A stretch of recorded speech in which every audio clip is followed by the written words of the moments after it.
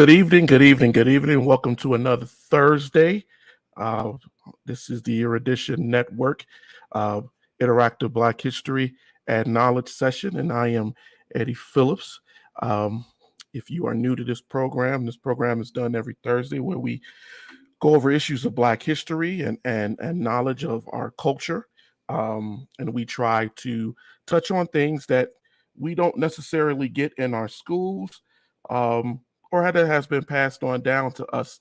Um, this program is on every Thursday um, for that specific reason. We have been doing a couple of things over the last few weeks, and this is going to be another episode as we further go into the exploration of the African in history. Um, a lot of the history of the African people of Black culture um, has been, for the lack of a better word, hidden from us, right? A lot of it um, has not been readily shared. And very often, people who were in power enough to share it, um, they they falsified it, messed it up, or they lied about it. And so, what we try to do here is to go in and talk about that and try to clear up some of the murky waters of history and give you a better understanding of who you are, what the Black culture is, how it has been important to the world. It is not done to try to strip down the importance of anyone else's culture and make them feel guilty about anything that has happened.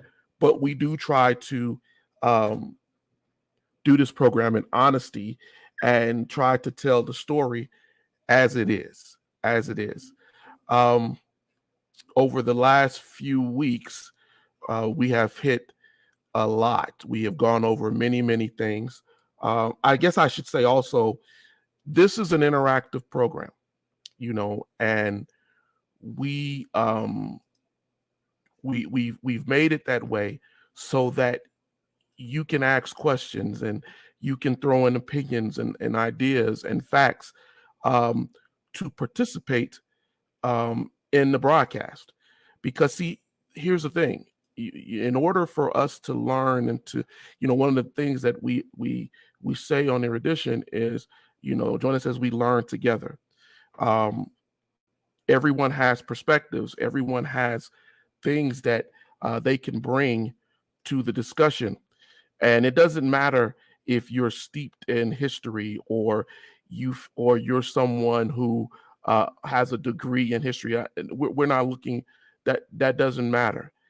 It is your cultural understanding of who you are, um, that you bring to the conversation, that is so important and is so needed. Because to be honest with you, many of us, if you were to ask the question, they can't really even trace their own family lineage, least knowing how to go through and talk about Black history with some form of knowledge and understanding, because a lot of it wasn't taught to us.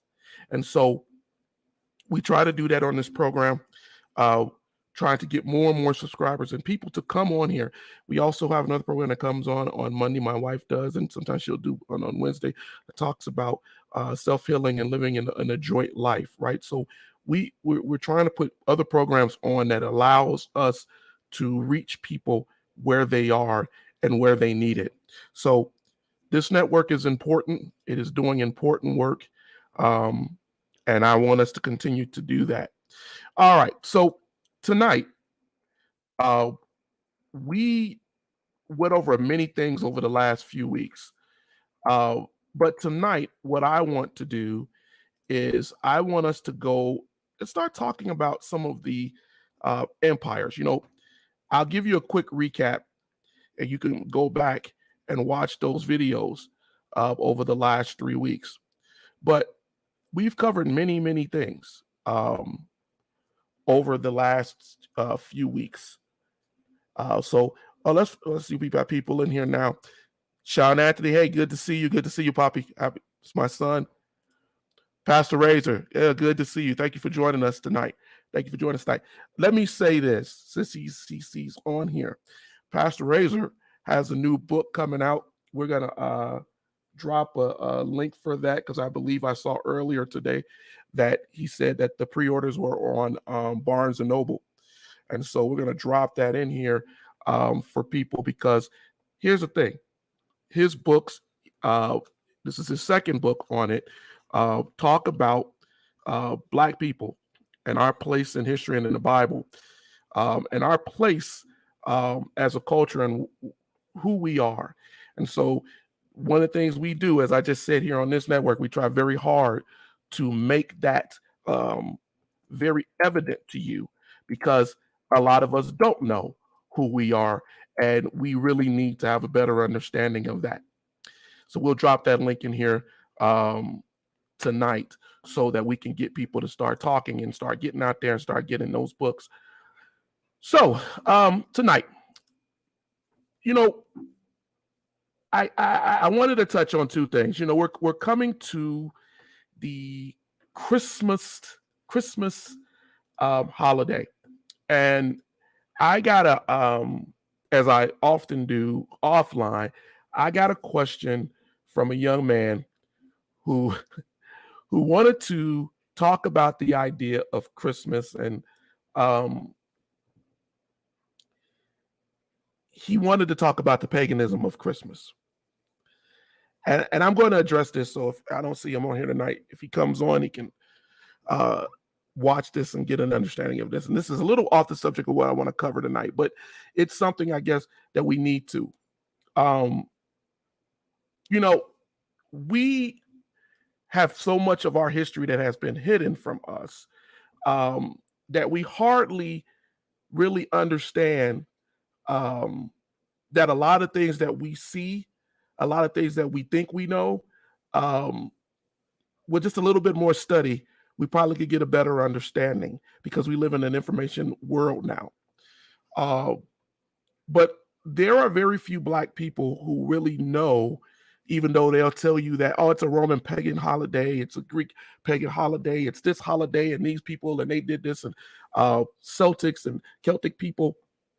But, you know, we need to remember that in 350, one of the popes, I think it was Pope Julius, moved the date of Christmas to December. And he made it a Christian church holiday because before then, the Catholic Church had celebrated in many different types of months, depending on the area or the country or nation that you were in.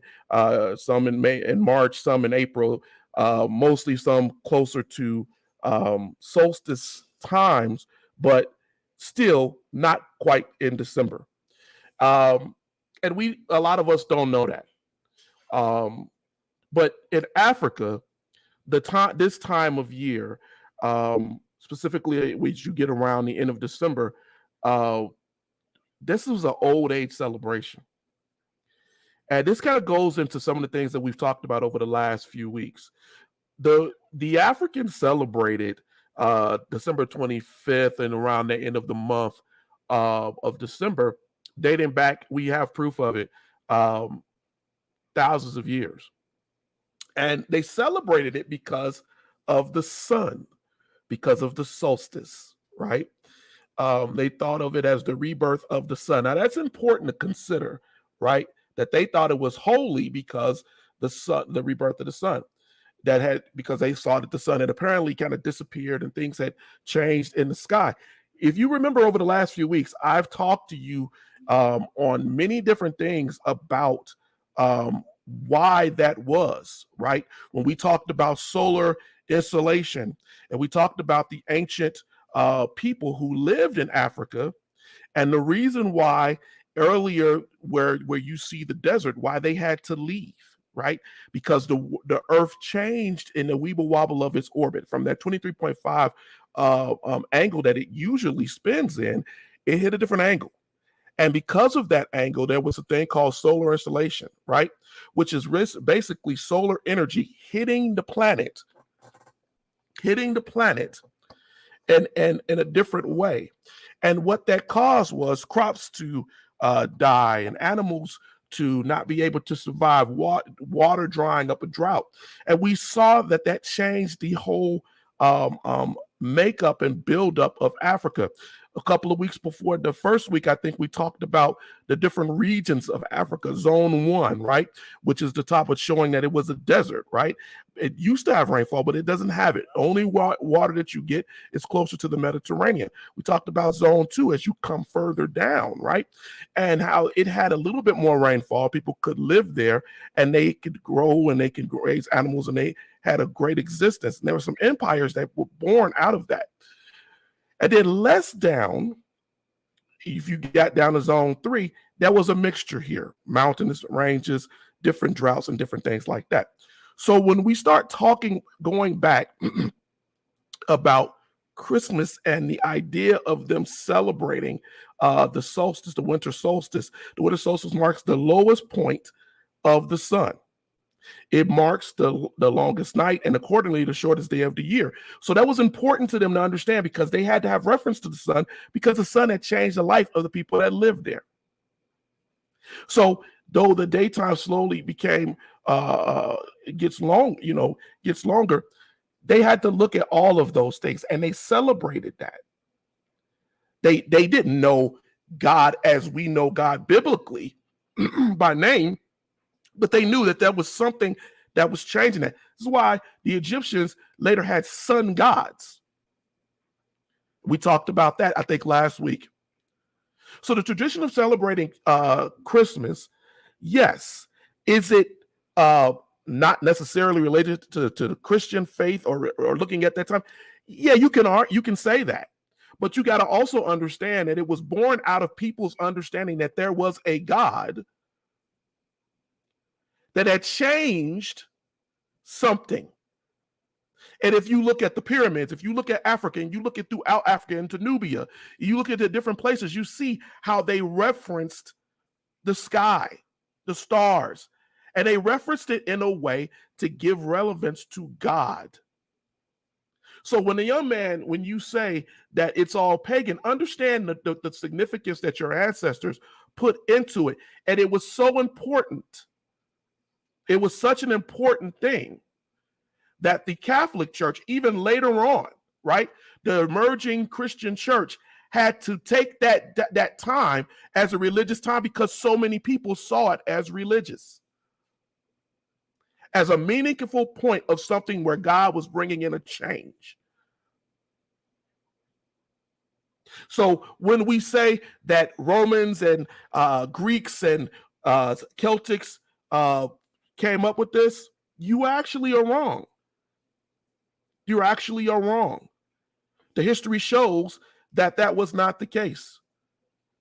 And so we have to be a little bit more aware and dig a little deeper.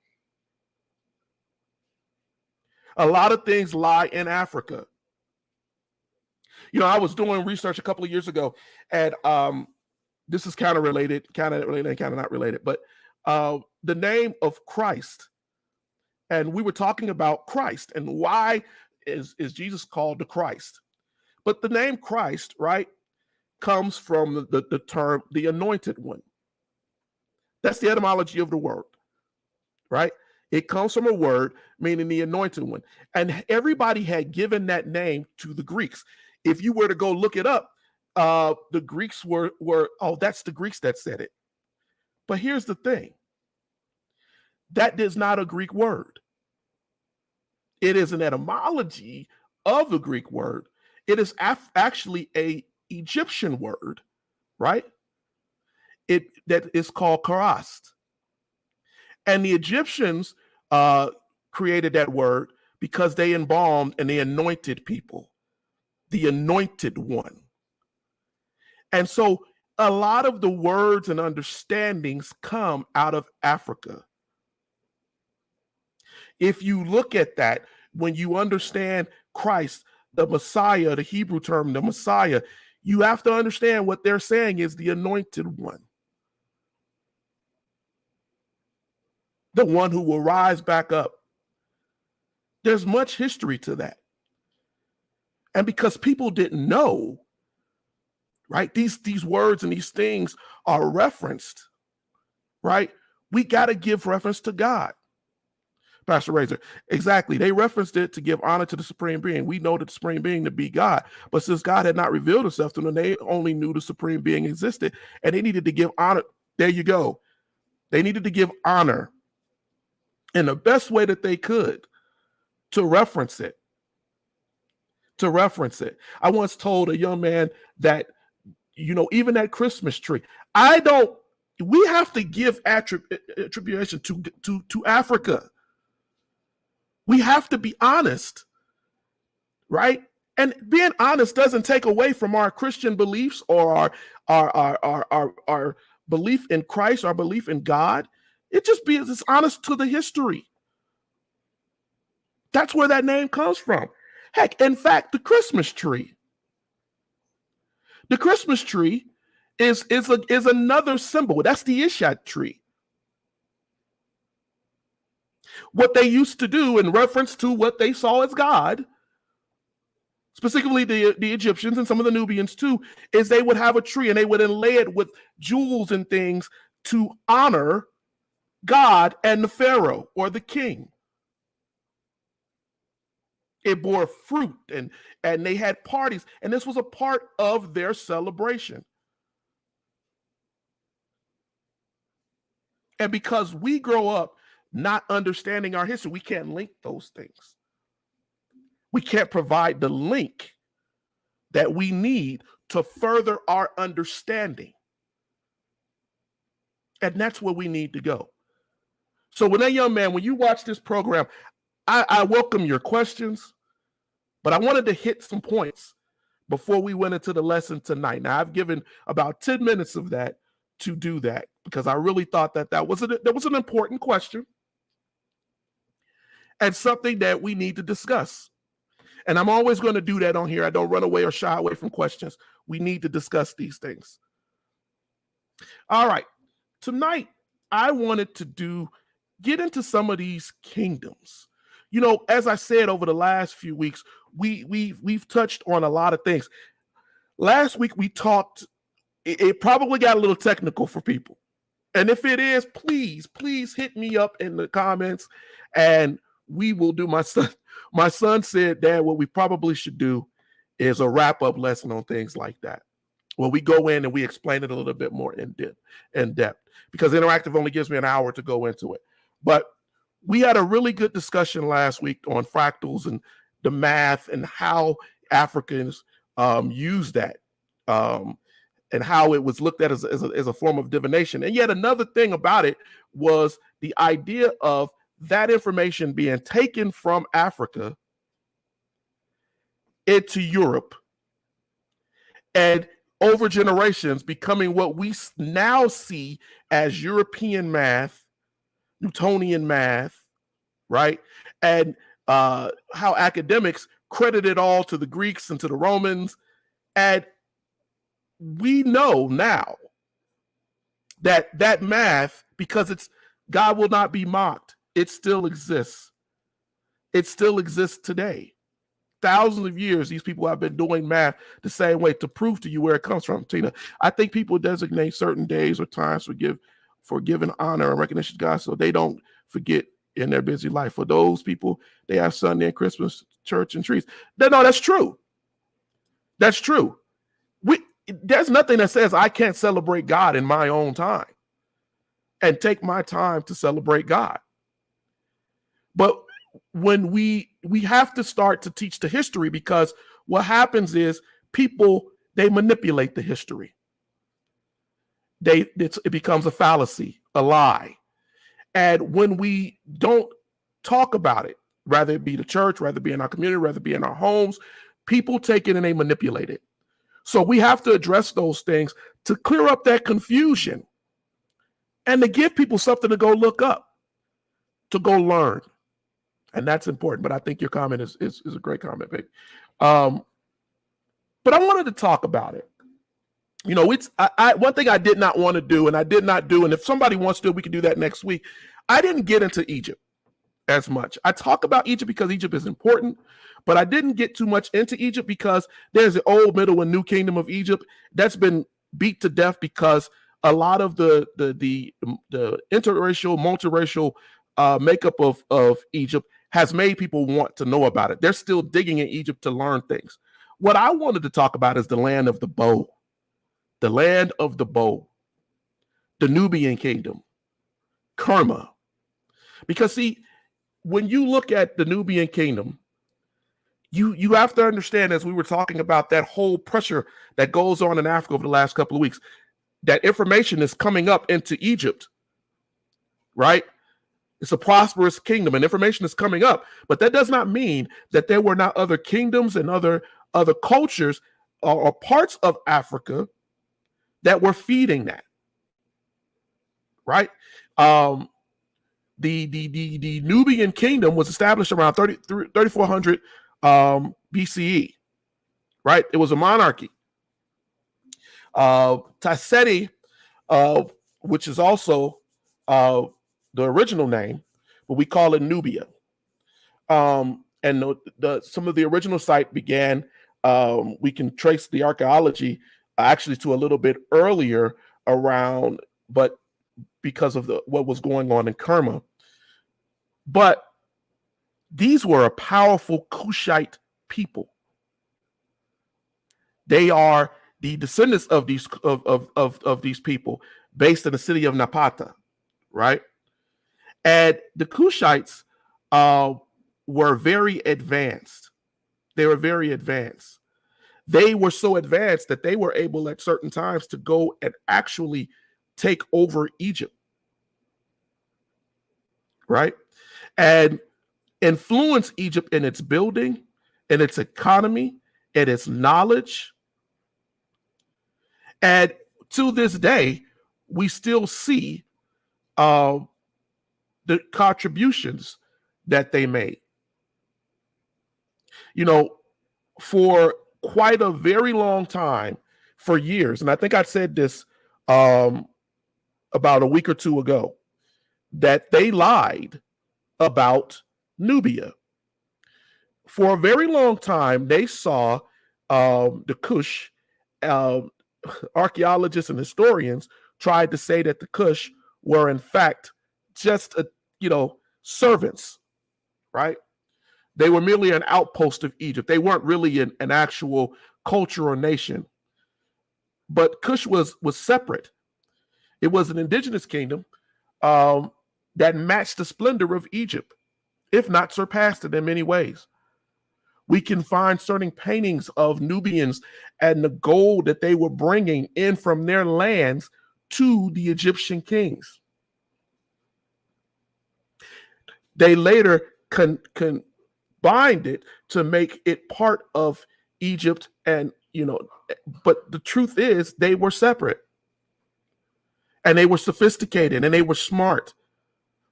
They built cities. They are believed to be the ones who originally came up with the concept and the design of what we now see as the pyramids. And Kerma was the heart of it.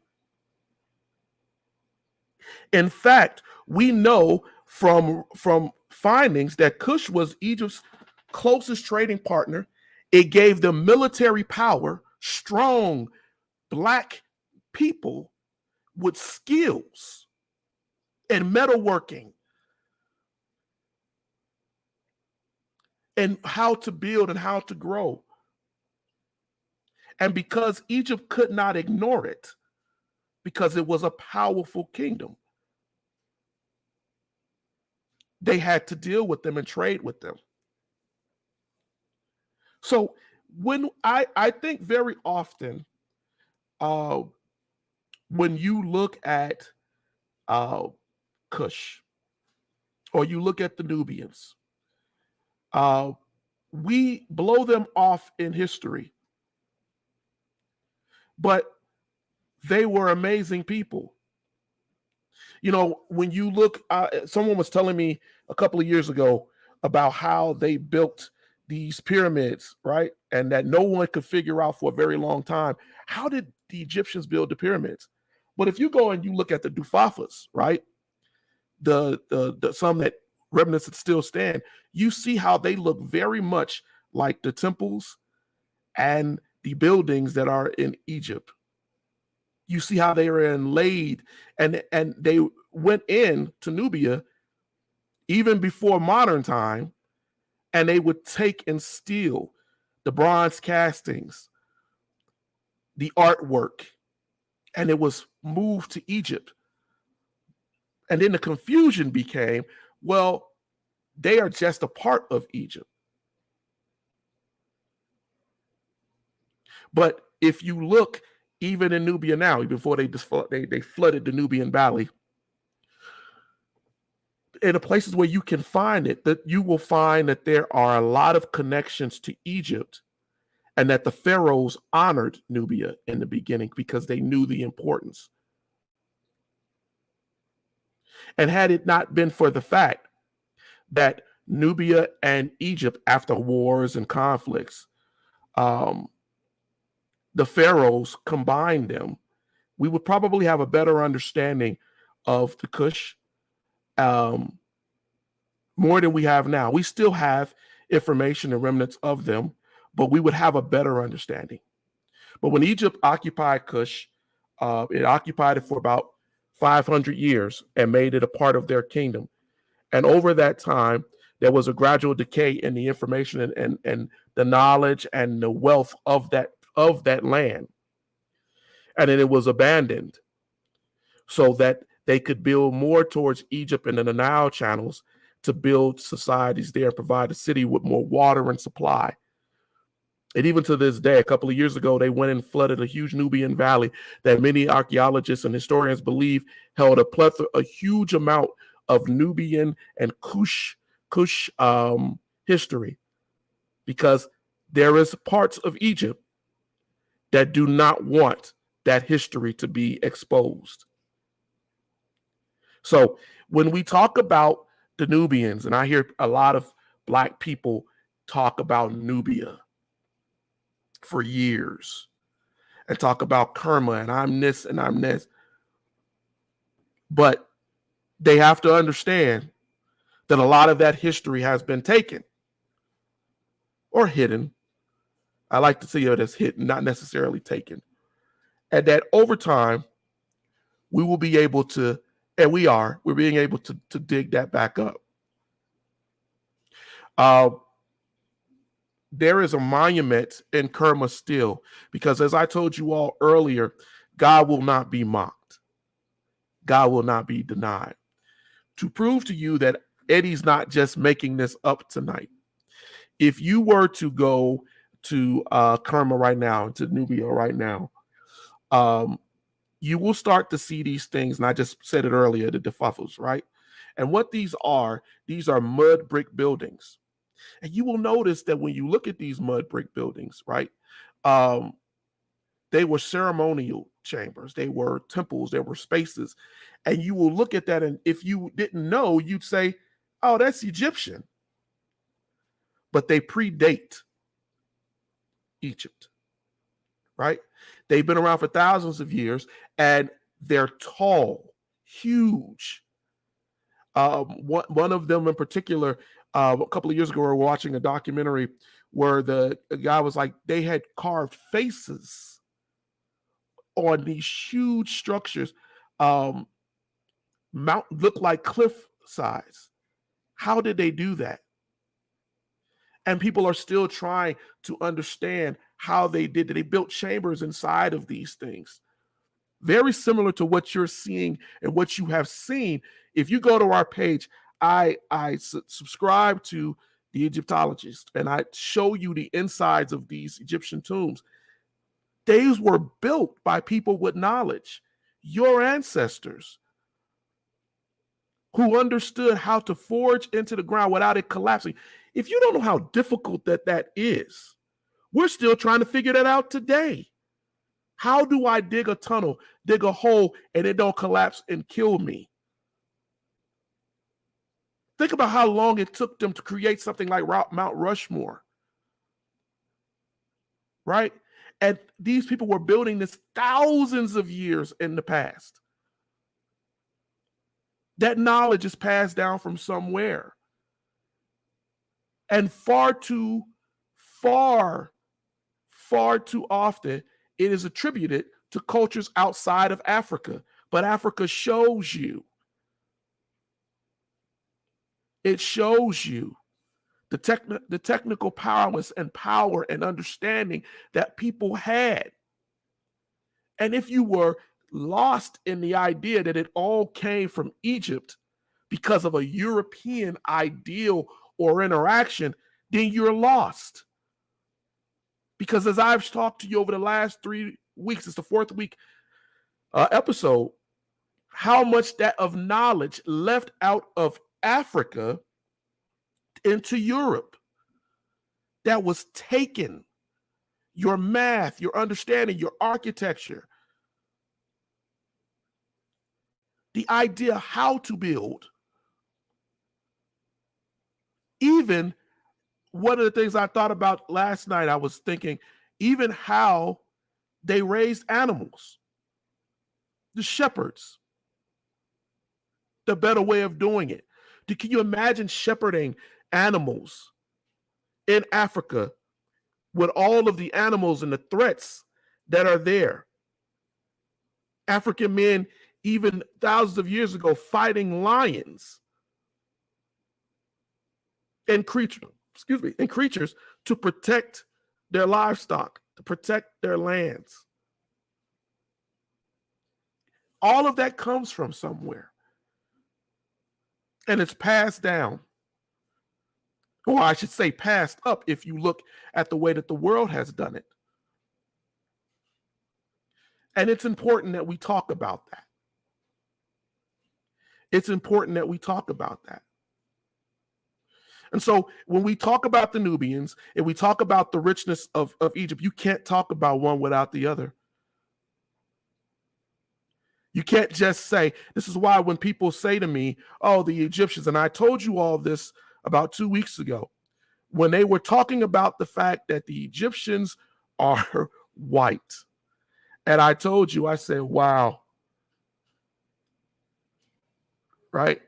And this is still an argument. It's an argument in our films, it's an argument in our movies, it's an argument in our schools. People want this idea. And they deny history, fact. But you cannot deny God. And this is why I say that it is important for us to understand the God in this. When the United Nations Education and Scientific and Cultural Organization told us in 1974, they got men to stand up there in Cairo as 18 Europeans, and some of them with Arab background, claimed that the ancient Egyptians were white with no evidence, and how it has affected our dynamic, our thoughts here even now, and denying the Neolithic infancy and denying the Black people's how we came out of Africa, how man came out of Africa. That's what that really is about. So it starts somewhere and it continues, right? And they got away with it because you have to understand what was going on at the time, right? We were in a place where we wanted to, the world wanted to take all of the understanding and knowledge and ideas out of Africa and give it a white face, away from the Black people, the Black cultures and nations that actually had originated it. They didn't call them multi-race people. They called them white by culture and nature and race. And they got people to co-sign it. And it took African, I'm going to say this a third time, African professors and historians to challenge this. And it's still being challenged.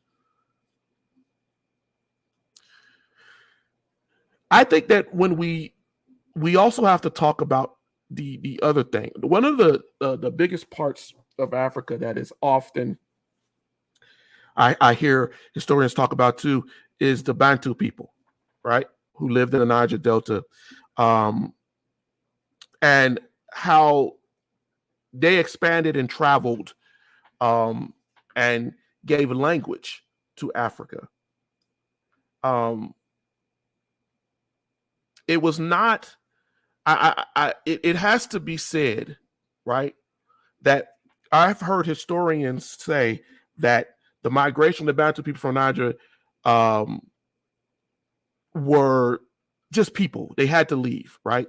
And I told you, I gave you about a week or two ago, and I just went over it again and told you why people had to leave. Because of the way that the world was, right?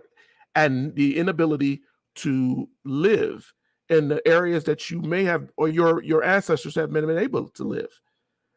They had to move. They had to go. I gave you the scientific name for it, solar installation. I told you why that was. But that didn't mean that these people did not know how to get to places. So let me give you a connection to what we talked about last week, right?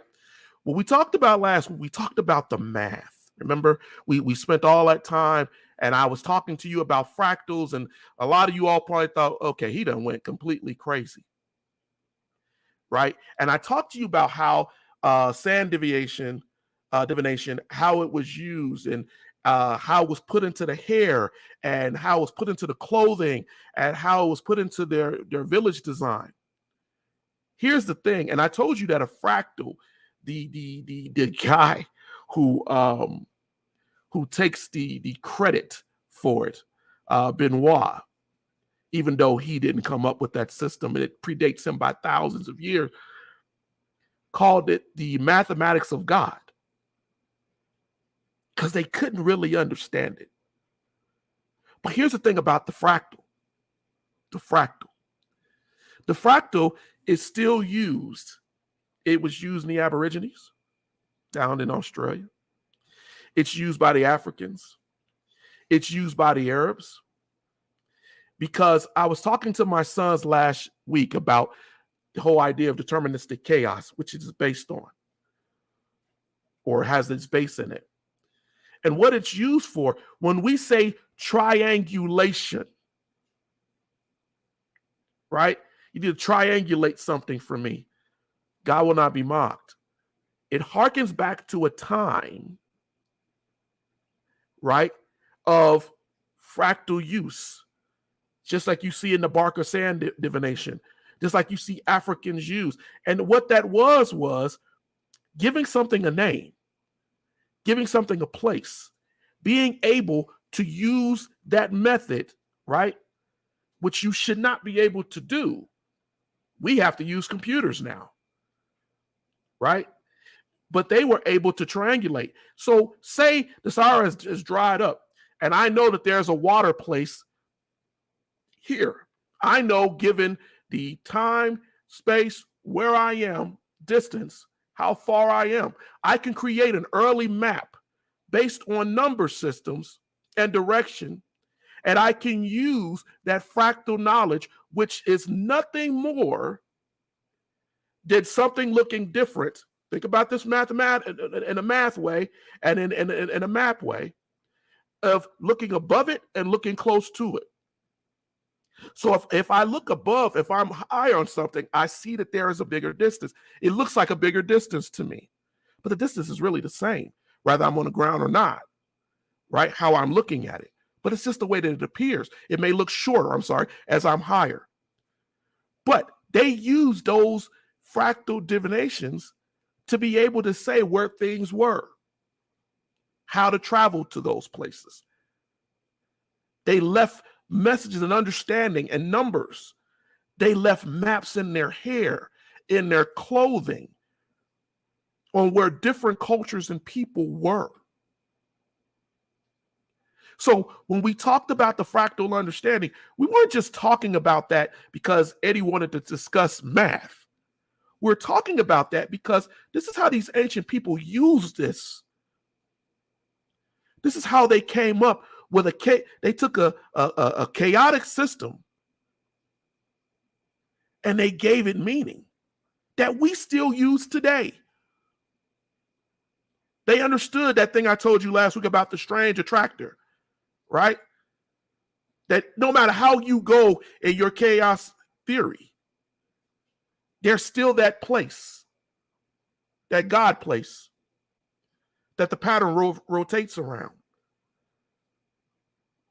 This is before Hugo Santiara. This is before the kings of England and people used it and gave it different names, alchemy, geomancy. Later we call things Buddha hoodoo, whatever we want to call it.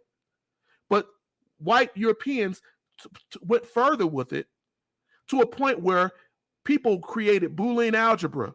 And then Boolean algebra led to what I'm talking to you to right now, to digital computers and our ability to compute. And these people were doing the same math thousands of years ago,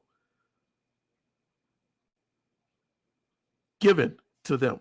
That understanding that helped to build. That's why people are still digging in Egypt, South America, and all over the world, trying to find out how did these people understand this? Because they don't have the full picture. When we talk about the Bantu people and their migration, that's important because they traveled and they gave a common language. We need to understand when people say Bantu, Bantu is not a distinct ethnic group. It is the people of West, Central, East, and Southern Africa and how they traveled around. We're talking about millions of people who now live in the Congo, in the Republic of the Congo, Uganda, Kenya, Tanzania, Zimbabwe, Swaziland. All these people got there because of the Bantu migration. And that wasn't just out of nowhere. The Bible tells you that there's a story in the Bible where people all spoke the same language and then they scattered. Right? We need to understand that it's not just one time that this has happened. People scattered to different places for different reasons. And the Proto-Bantu people, they traveled thousands of years ago and they migrated. And because of them, right, there was a lot of information exchanged. Right? People understood how to grow food, how to gather food, how to raise their livestock. They learned from this intermingling. And because they traveled there all over and they were able to do that, the migration of them, it has still influenced us today. We don't look at them as a mighty kingdom, but we look at them as people who migrated and they are part of a lot of our lineage.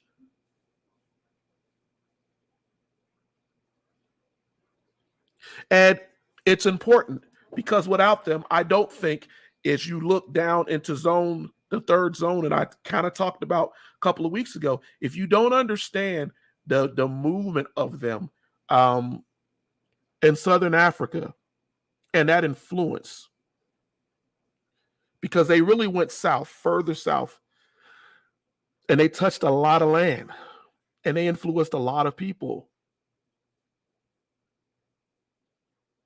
And because of that, there are rises and different changes in cultural understanding. There were ways in which people used the bow and used the weapons and even the way they thought religiously, because that is exchanged. Now, Pastor Razor's book, his first book, Biblically Black and Blessed, he talks about these lands and these nations that are related. You should get that book. We're going to put that link in here, I promise you.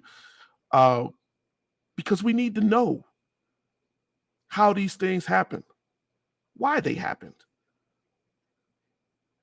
right? And how does that affect us to this day? Commerce, trade, cultural understanding, kingdoms, that came into place, that were God-fearing kingdoms that were established on this planet in order to lead us into another different and a better understanding. We can't look at it just as it all came from Europe. Why do I keep saying that? Because as I went through school, and I'm sure as you went through school, that's what you were told. That's what you were told.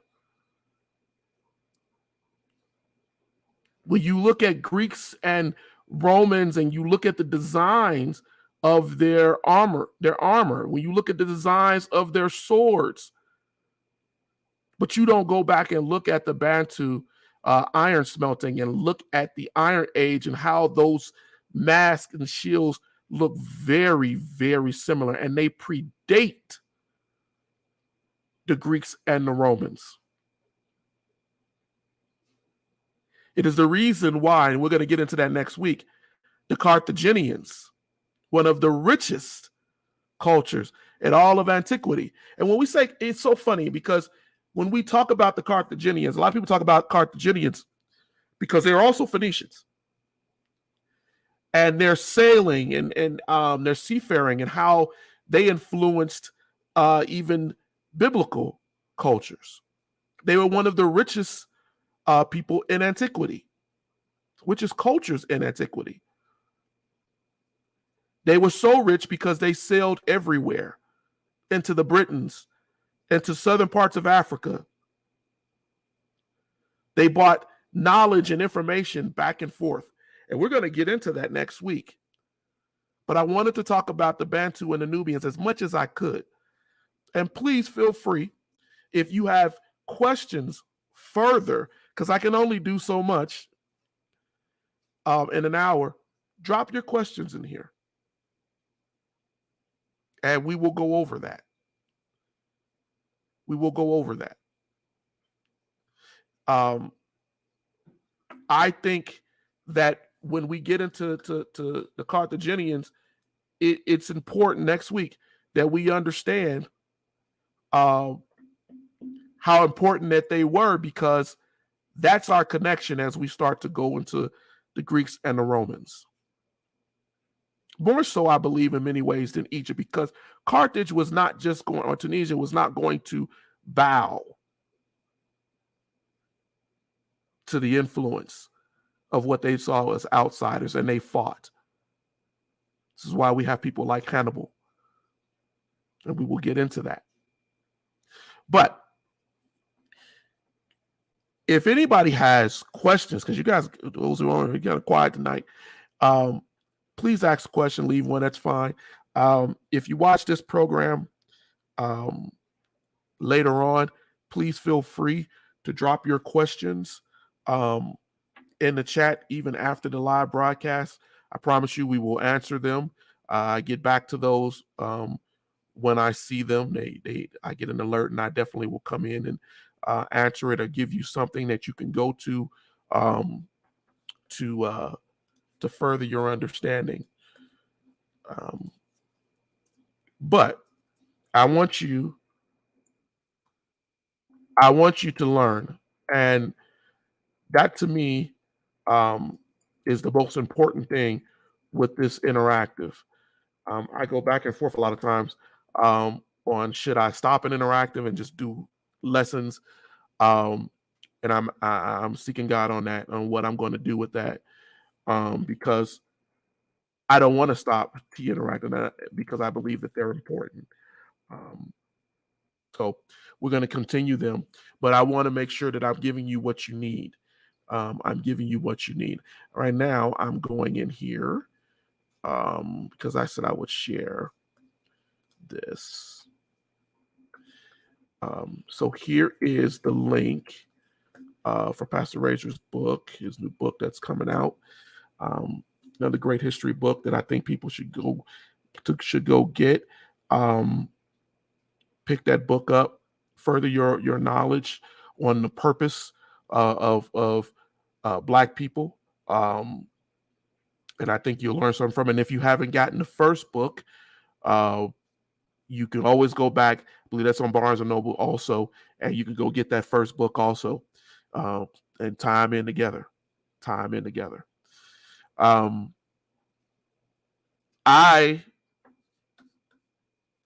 got a little distracted here. I think that my purpose for tonight, and let's kind of going back over a little bit what we discussed over this last hour before we get ready to close out of here, is that, again, we need to see what is Africa has a place in history. I stress this because if you look at poets like Virgil, if you look at historians like Herodotus, you can go through our history and see the importance that was placed on Africa. You can see the importance that was placed on its people and how they influenced other nations. And even to this day, there's a reason why, even into the modern time, if you go into like the 1700s, Napoleon he went down to Egypt and tried to go into Kush. He went down there to go discover things and look up things. There's a reason why Darwin was influenced, right, by what was going on in Africa. There's a reason why the Renaissance, right, talked their writings about rediscovering the existence of Kush.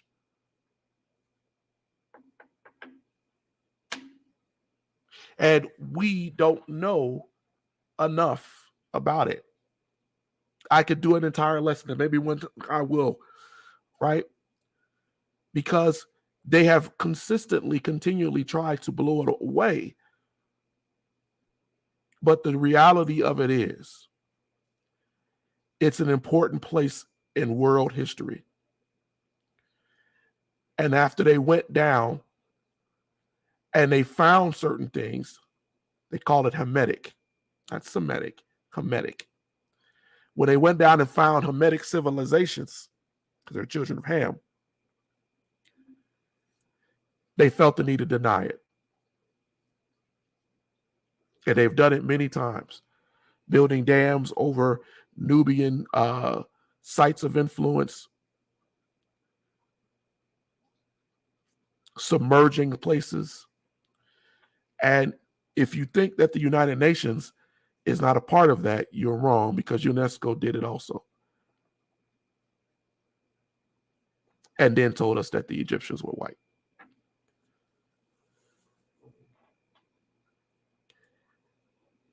I will list a couple of places and places of knowledge where you can go tonight, pick up a book, and read tonight, further your understanding. Well, not tonight, but I always try to give you a book or something that I think you should read to grow your understanding. Lately, I've been telling people a lot to go and read Du Bois's book, The Negro. Great book. Some of the things are outdated. He went with the knowledge that they had at the time, but it's still a good book for you to read and get some early understanding. Carter G. Woodson has a series of books too. It's kind of what I kind of based the title of my of this series on, the Negro in Our History. Again, read it. Some things may be dated. I know that some are, but I want you to read it anyway, because you could come back to the interactive, or you can hit Erudition up and we can discuss these things. And I'll put those books in here. And then, of course, Pastor Razor's book that we just gave the link for tonight. I just think that as we grow our knowledge, and I'm hoping that you will, that's what we're doing. If you tune in to Erudition, I'll say this within the last 5 minutes that we have.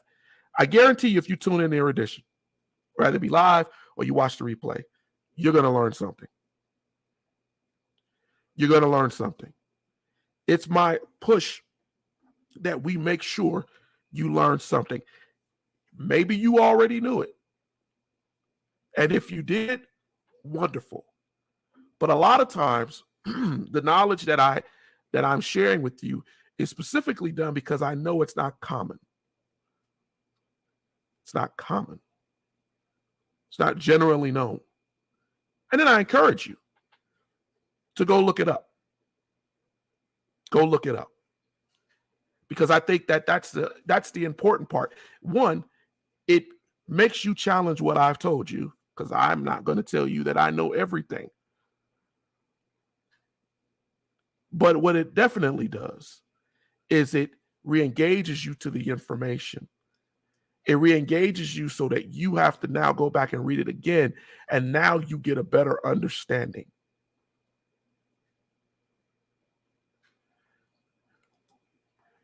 We are, me predominantly, but my family is very supportive, are trying to build courses. It's a thing for me that we build a course that we can teach. It's not just interactive like I do, and I will continue that to answer questions, but courses so that we can understand things, right? We don't really understand. We talked about it tonight. We've talked about it over the last 4 weeks. Ancient Africa, geography, right? The kingdoms. We don't understand. We're going to talk about that next week. African exploration of the world. We think that, we just got found over here and enslaved, right? We don't talk about Exum. We don't talk about the colonization of Africa that later came, and people came there to colonize Africa because they knew what was there. We start halfway through our history with the enslavement of the African. And there's history there, but it is not our whole history. So I want to build a course, I want to take the time to teach you about early African history. And fortunately, it can't be for free, right? It's time. But I want to make it so that it's presentable, it's thought out, it's something you can watch, you can share, you can learn from daily, and affordable. And affordable. You go take you a African American Studies course, it's going to cost you a couple of $1,000s. It's going to cost you. And so it's important to teach this history. It's coveted. It's hidden. So we're going to do that. We're definitely doing that. Well, that's about 2 minutes, under 2 minutes left on this broadcast. I didn't want to overlay you. I felt last week when I was hitting those fractals, I felt like, man, people are probably going to not want them. But I hope I gave you the purpose of those fractals today. I hope I gave you the understanding of why we did that and why we shared that with you. Because if we understand those things, those cornrows and different things like that, we understand the villages and how they're made and everything. Before I get off of here, though, let me say something. I asked people last week. I shared with you all this image. Does anybody remember what this image is? Before we get out of here tonight. If you don't know, don't answer, that's fine. But before we get out of here tonight, what's this image right here? Anyone? Any of the three people who are on tonight? Even if it's a guess, what's this image?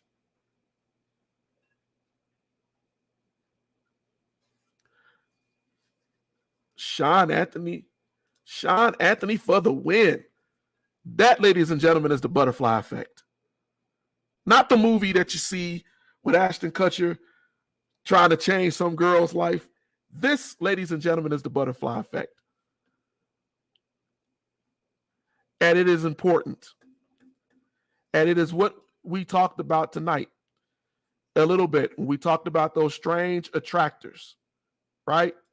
Those strange attractors. Important. Important. Tony Briscoe said, you go, Sean Anthony. Good on you. Mind you, how is it related to this right here? To these designs? What is those designs called? We said it a few minutes ago. How is that related? Right? We need to understand that there is maps to us who we are, even in our hair. Fractals. Well, misspelled, but that's fractals. And tonight, I wanted to do that. I know we ran a little bit over about a minute or two, but I want to make sure we understand, right, that as we talk about these things right here and their relation, right, to our people, our cultures, it's not hoodoo voodoo, it's not some kind of magic. It's simply our people understanding placement under the sun, placement on this planet in a way we still have problems doing right now. And the reason why Black folks still get pulled into mathematical advancements, even though we're not often talked about. How we place our lands, that fractal understanding, how we triangulate on a map in the military, how we triangulate to launch a missile, how we know where ridges are, mountain ranges are, that fractal understanding that predates and goes back thousands of years to our ancestors. And we need to understand that, and we need to keep that in mind as next week we get into the Carthaginians and the Phoenicians, and we talk about traveling around the world. Because you can't travel just emptily without an idea that there's going to be land there. And we've been under the understanding for a very long time that people were just traveling without, but the Pierre's map, the map that we're going to talk about next week, shows you that this map predated Columbus, and they had plotted land masses all over without actually flying over them or being over them. How did they do that? Again, we're talking about deterministic chaos, chaos theory, strange attractors, and yes, the butterfly effect. Same way you predict your weather. All right, ladies and gentlemen, I know that last part was a lot, but I want you to be here next week. Share this program, get people to start watching. Let's get more folks in here for the interactive. I thank you to everybody who was here, Pastor Razor, Tony Briscoe, Sean Anthony. I saw you on here. Thank you so much for being here with your dad and supporting this. I'm gonna get out of here, and until next week I think is our last program for the year for the interactive, and we will be on. But hey, get people. You're sitting around during the holidays. Come join us. Come have a discussion. Ted has a show on Monday. Come join. Come talk. Come join the conversation. I guarantee you, as I said earlier, you will learn something. All right. I've talked too much. I'm getting out of here. I always forget, and then I get in trouble with this. Hey, we do this.